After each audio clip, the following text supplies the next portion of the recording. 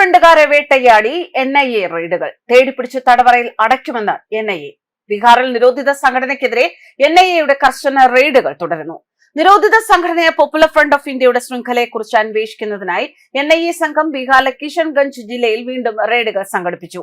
2022-ൽ പട്നയിലെ ഫുൽവാരി ഷെരീഫ് പ്രദേശത്ത് വെളിപ്പെട്ട ഭീകരവാദ സംഘത്തിന്റെ ബന്ധങ്ങൾ ബന്ധിപ്പിച്ചുകൊണ്ട് ഉത്തർപാലയിൽ നിന്നുള്ള 2 യുവാക്കളെ NIA കസ്റ്റഡിയിലെടുത്തു. തുടർന്ന് തീവ്രമായ ചോദ്യം ചെയ്യലിന് ശേഷം ഒരാളെ വിട്ടയച്ചു എങ്കിലും മറ്റൊരാളെ കുറിച്ചുള്ള അന്വേഷണം തുടരുകയാണ്.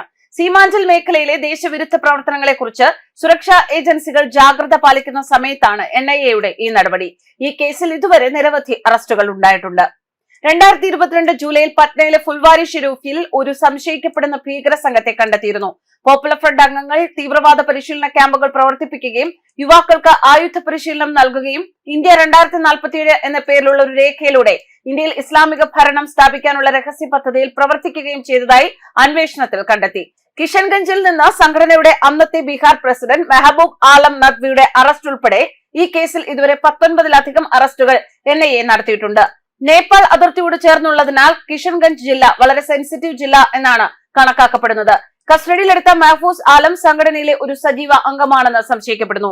ഇയാളെ ചോദ്യം ചെയ്യുന്നതിലൂടെ സീമാഞ്ചൽ മേഖലയിൽ പ്രവർത്തിക്കുന്ന മറ്റു ശൃംഖലകളെ കുറിച്ച് സുപ്രധാന സൂചനകൾ ലഭിച്ചേക്കാം. നിരോധനത്തിന് ശേഷവും സംഘടനയിലെ ചില അംഗങ്ങൾ ഒളിവിൽ പോയി ദേശവിരുദ്ധ പ്രവർത്തനങ്ങൾ നടത്താൻ ശ്രമിക്കുന്നുണ്ടെന്ന് സുരക്ഷാ ഏജൻസികൾ സംശയിക്കുന്നു. 2022 സെപ്റ്റംബറിൽ ഇന്ത്യൻ സർക്കാർ 5 വർഷത്തേക്ക് PFIയെ നിരോധിച്ചതാണ്. ആക്രമണ പ്രവർത്തനങ്ങൾ, യുവാക്കളുടെ തീവ്രവാദം, വിദേശ ധനസഹായം എന്നിവയിലൂടെ രാജ്യത്തിന്റെ ആഭ്യന്തര സുരക്ഷയെ അപകടത്തിലാക്കുന്നു എന്ന ഗുരുതരമായ ആരോപണങ്ങൾ സംഘടന നേരിടുന്നുണ്ട്. 2007 സ്ഥാപിതമായ PFI സ്വയം വിശേഷിപ്പിക്കുന്നത് ന്യൂനപക്ഷങ്ങളുടെയും ദലിതരുടെയും അരികവൽക്കരിക്കപ്പെട്ട സമൂഹങ്ങളുടെയും അവകാശങ്ങൾക്കായി പോരാടുന്ന സംഘടന എന്നാണ്. 2006 നവംബർ 22-ന് കേരളത്തിലെ കോഴിക്കോട് വെച്ചാണ് സംഘടന രൂപീകരിക്കാനുള്ള തീരുമാനം. ന്യൂഡൽഹിയിലാണ് ഇതിന്റെ ആസ്ഥാനം. ദക്ഷിണേന്ത്യയിലെ 3 ഇസ്ലാമിക സംഘടനകളായ national democratic front, Karnataka forum for dignity, Manitha Neethi Pasarai എന്നിവ ലയിപ്പിച്ച ശേഷമാണ് PFI സ്ഥാപിതമായത്. ഈ സംഘടന തിരഞ്ഞെടുപ്പുകളിൽ മത്സരിക്കുന്നില്ല, പക്ഷെ മുസ്ലിങ്ങൾക്കിടയിൽ സാമൂഹികവും മതപരവുമായ പ്രവർത്തനങ്ങൾ നടത്തുന്നുണ്ട്.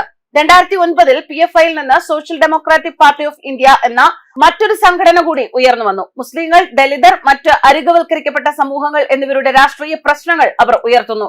PFI SDPIക്ക് അടിസ്ഥാന പ്രവർത്തകരെ നൽകുന്നുണ്ട്. സംസ്ഥാനത്തെ കലാപങ്ങൾ, കൊലപാതകങ്ങൾ, തീവ്രവാദ സംഘടനകളുമായി ബന്ധം എന്നിവയുമായി ബന്ധപ്പെട്ട് PFIക്കെതിരെ ആവർത്തിച്ച ആരോപണങ്ങൾ ഉയർന്നിട്ടുണ്ട്. 2012-ൽ അന്നത്തെ കേരള മുഖ്യമന്ത്രിയായിരുന്ന ഉമ്മൻചാണ്ടി ഹൈക്കോടതിയിൽ പറഞ്ഞത് PFI നിരോധിക്കപ്പെട്ട സംഘടനയായ സിമിയുടെ പുനരുത്ഥാനമല്ലാതെ മറ്റൊന്നുമല്ല എന്നാണ്. 27 കൊലപാതക കേസുകളിൽ PFI പ്രവർത്തകർ ഉൾപ്പെട്ടിട്ടുണ്ട് എന്ന് ചാണ്ടി സർക്കാർ സത്യവാങ്മൂലവും സമർപ്പിച്ചിരുന്നു. കൊല്ലപ്പെട്ടവരിൽ ഭൂരിഭാഗവും RSSൽ നിന്നും CPMൽ നിന്നും ഉള്ളവരായിരുന്നു. എന്നാൽ കൊലപാതക കുറ്റം ചുമത്തിയിരിക്കുന്നത് PFI പ്രവർത്തകർ മാത്രമല്ല, RSSും CPMും തമ്മിലുള്ള കാലങ്ങളായി നിലനിൽക്കുന്ന ശത്രുതയിൽ ഇരുവശത്തു നിന്നുമുള്ള നൂറുകണക്കിന് പേർ അക്രമാസക്തമായ ആക്രമണങ്ങളിൽ ജീവൻ നഷ്ടപ്പെട്ടു. ഈ ക്ലബിലെ പുതിയ അംഗം തന്നെയാണ് PFI. 2022 ഏപ്രിലിൽ ഏലപ്പള്ളിയുടെ PFI പ്രസിഡന്റായിരുന്ന A സുബൈർ ഒരു പള്ളിക്ക് പുറത്ത് കൊല്ലപ്പെട്ടു. കൊലയാളിയുടെ വാഹനം കൊല്ലപ്പെട്ട RSS പ്രവർത്തകനായ S സഞ്ജിത്തിന്റെ പേരിലാണ് രജിസ്റ്റർ ചെയ്തിരിക്കുന്നത് എന്ന് പോലീസ് കണ്ടെത്തി. 2021 നവംബറിൽ PFI SDPI പ്രവർത്തകർ സഞ്ജിത്തിനെ കൊലപ്പെടുത്തിയതായി ആരോപിക്കപ്പെടുന്നു. 2022 ഏപ്രിലിൽ പാലക്കാട് വെച്ച് മറ്റൊരു RSS പ്രവർത്തകനായ SK ശ്രീനിവാസൻ വെട്ടിക്കൊലപ്പെടുത്തപ്പെട്ടു. ശ്രീനിവാസന്റെ കൊലപാതക കുറ്റത്തിന് പാലക്കാട് PFI സെക്രട്ടറിയായ അബൂബക്കർ സിദ്ദീഖ് സെപ്റ്റംബറിൽ അറസ്റ്റിലായി. CAA വിരുദ്ധ പ്രതിഷേധത്തിനിടെ ആക്രമണത്തിന് പ്രേരിപ്പിച്ചതിന് 2020-ൽ അബൂബക്കറും അറസ്റ്റിലായിരുന്നു. News desk കർമ്മോൺസ്.